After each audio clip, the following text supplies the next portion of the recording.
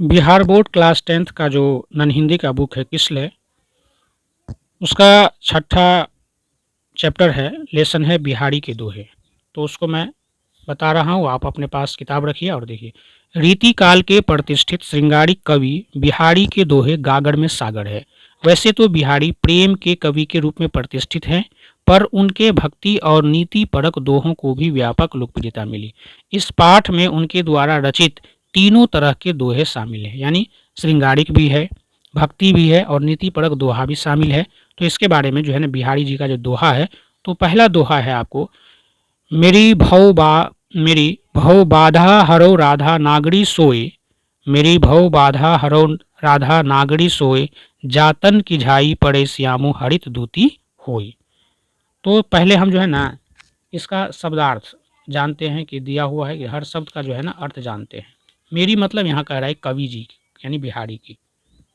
भव यानी संसार, बाधा का मतलब कष्ट पीड़ा, हरो का मतलब हर लीजिए, दूर कर दीजिए, नागरी चतुर स्त्री, सोई मतलब होता है सोने वाली वही, जा का मतलब जिसके, तन का मतलब शरीर, झाई का मतलब होता है परछाई स्पर्श, श्यामु का मतलब यहाँ पर श्री कृष्ण है, हरित हुस प्रसन्न, दूती दूती का मतलब प्रकाश छवि, होय का मतलब हो जाता है।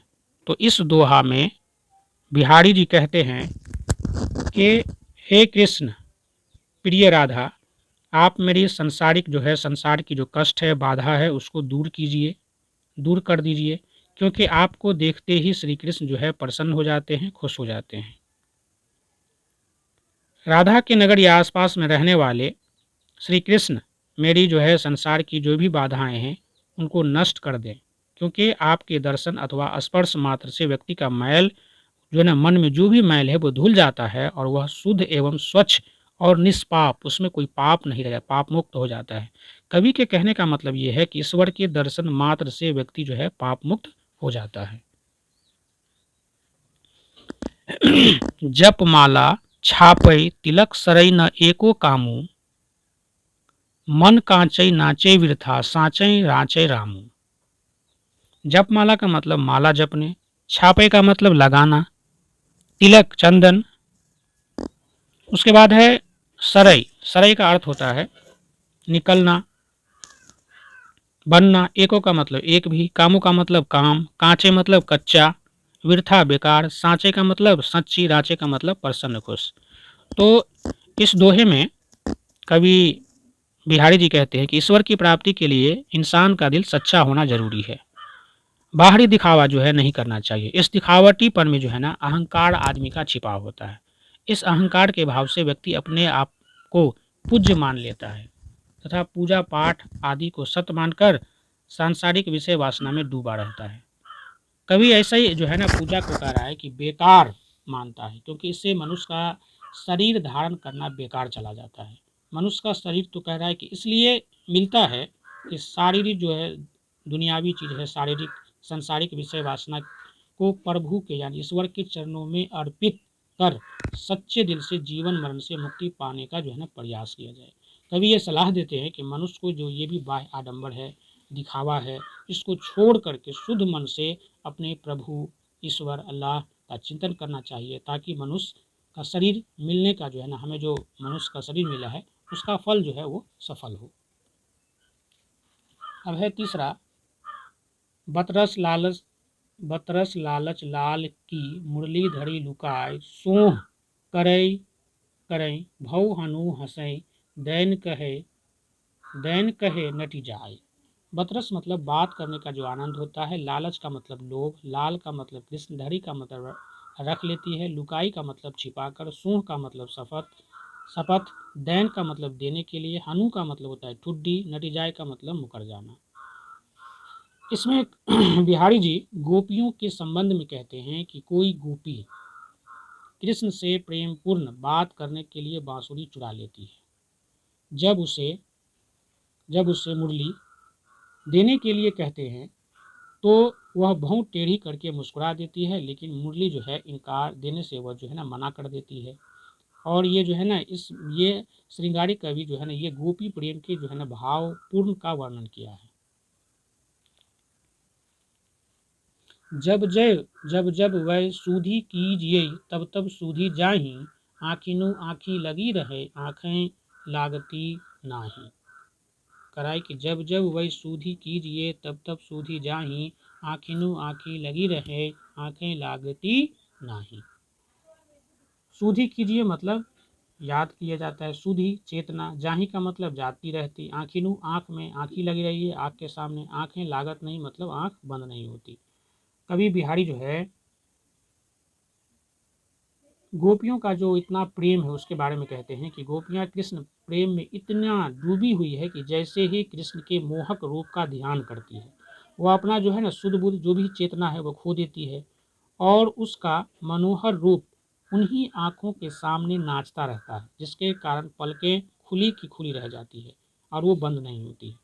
अर्थ यह हुआ कि गोपियों का कृष्ण के प्रति इतना अटूट प्रेम है कि उनकी याद आते ही वे चेतनाहीन यानी जो है ना अपनी बुद्धि खो देती है। नर की अरु नल की नीर की गति एकई कड़ी जोय, जे तो नीचो हवै चले ते तो ऊंचो होए।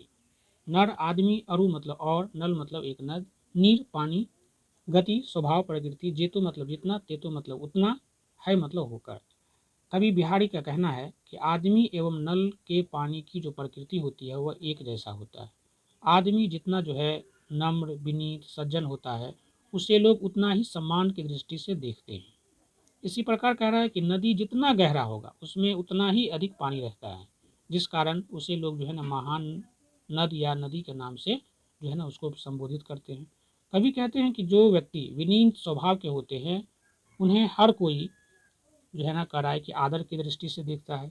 इसका कारण यह ऐसे है कि ऐसा व्यक्ति किसी का दिल नहीं दुखाता है, बल्कि अपने जो है ना अच्छे व्यवहार से दूसरों को भी अपनी जो है दुष्टता जो है जो भी बुराई है त्याग करने के लिए उसको प्रेरित करता है। नम्रता या सज्जनता का एक ऐसा अनुपम गुण है जिसे स्वीकार करते ही उसका जो है ना कायाकल्प हो जाता है। तो इसमें जो है ना कवि ने नम्रता की तुलना नदी के जल से की है, क्योंकि नदी जितनी अधिक गहरी होती है उसमें उतना ही अधिक जल होता है। तो कह रहा है कि हमें लगातार जो है ना नम्रता का पालन करना चाहिए, इसी से हमें जो है आत्म तुष्टि मिलती है और जो है ना साथ जो है ना मन भी हमारा शांत रहता है। संगति सुमति न पावही पड़े कुमति के धंध, राखो मेली कपूर में हिंग न होत सुगंध। सुमति अच्छी बुद्धि, पावही पाता है, कुमति खराब बुद्धि बुरी आदत, धंध रोजगार, काम, मेली मतलब मिलाकर, कपूर जिसमें जो है ना खुशबू होती है सुगंधित वस्तु, और हिंग जो जिसमें दुर्गंध होती है। कवि बिहारी जी कहते हैं कि बुरे लोगों के स्वभाव के विषय में कहते हैं कि जिनकी बुद्धि बुरी होती है अथवा जो बुरे धंधे से जुड़े होते हैं, बुरा काम करता है, गलत काम करता है, जैसे व्यक्ति करा है कि वैसे व्यक्ति यदि अच्छे लोगों के संपर्क में आते भी हैं तो उनके स्वभाव में परिवर्तन नहीं होता है। कभी कहते हैं कि जो व्यक्ति गलत काम करते हैं, उनका गलत आचरण है, तो वो अगर अच्छे लोगों के संपर्क में भी आते हैं तो उनका जो स्वभाव है उनमें कोई परिवर्तन कोई बदलाव नहीं होता है क्योंकि वह अपनी आदत के कारण उसे छोड़ नहीं पाता है। जैसे ही अब हिंग का और जो है यहाँ पर कपूर का तुलना किया हुआ है, जैसे ही हिंग कपूर के साथ रहने पर भी अपना गुण नहीं छोड़ता है, उसमें दुर्गंध ही रहता है। कवि के कहने का ये मतलब है कि हर कोई अपनी आदत से मजबूर होता है, जिस कारण उस पर अच्छी सलाह का जो है कोई प्रभाव नहीं पड़ता है। बड़ई न हुजय गुणन बिनु बिरद बड़ाई पाए, बड़ई न हुजय गुणन बिनु बिरद बड़ाई पाए, कहत धतूरे सो कनक गहनो गढ़ियो न जाए। दीर्घ बड़े यानी महान श्रेष्ठ, नहुजय का मतलब नहीं होता है गुणन बिना गुण के, बिरद बिराई यानी झूठी प्रशंसा, धतूरा जो एक विषैला फल, कनक यानी सोना, गहना कम गहनों का मतलब जेवर आभूषण, गढ़ियों मतलब बनाए जाना। कवि यहाँ कह रहे हैं कि गुण के महत्व पर जो है यहाँ बताते हैं। कवि कहते हैं कि महान वही हो सकता है जिसमें कर्म रूपी गुण मौजूद हो। सिर्फ झूठा प्रशंसा से जो है किसी को सम्मान इज्जत आदर नहीं मिलता है। सम्मान पाने के लिए व्यक्ति में वैसा गुण होना चाहिए जिससे उसे लोग सम्मान करें। और यहाँ धतूरा के बारे में दिया कि धतूरा का एक नाम कनक है। कनक का अर्थ सोना एवं धतूरा दोनों होता है, लेकिन जेवर या आभूषण सोना से ही बनता है, धतूरा से नहीं। तो कह रहा है कि संसार वैसे व्यक्ति को ही सम्मान देता है जिसमें कोई गुण हो। दीर्घ सांस न लेहू दुख, दुख साई ही न भूल, दई दई क्यों कर तू है, दई दई सु कबूली। तो इसमें ये दोहा जो है, दीर्घ सांस का मतलब लंबी सांस, न लेहू का मतलब न लो, दुख विपत्ति साई ही स्वामी को, दई दई भाग भाग किस्मत किस्मत, दई दई मतलब जो दिया गया है, सुकबूली का मतलब उसे स्वीकार करो। कभी कह रहे हैं कि लोगों को सुख दुख दोनों, मतलब हमारी ज़िंदगी में सुख का आना दुख का आना लगा रहता है, तो दोनों की स्थिति में ही एक समान बना रहना चाहिए। ऐसा नहीं हमें खुशी मिला तो खूब उतावला हो गए, और दुख का घड़ी आया तो टूट गए और उसके बाद ज़िंदगी जीना छोड़ दिए। तो विपत्ति या दुख की घड़ी में व्यक्ति को न तो हताश निराश होना चाहिए और न ही सुख की घड़ी में उतावला होना चाहिए। इसका अर्थ ये हुआ कि सुख दुख दोनों को समान रूप से स्वीकार करते हुए अपने कर्म पथ पर जो है ना हमें चलते रहना चाहिए। तो ये आपको ये नीति परक हो गया, यानी ये नीति के बारे में बात कर रहा है।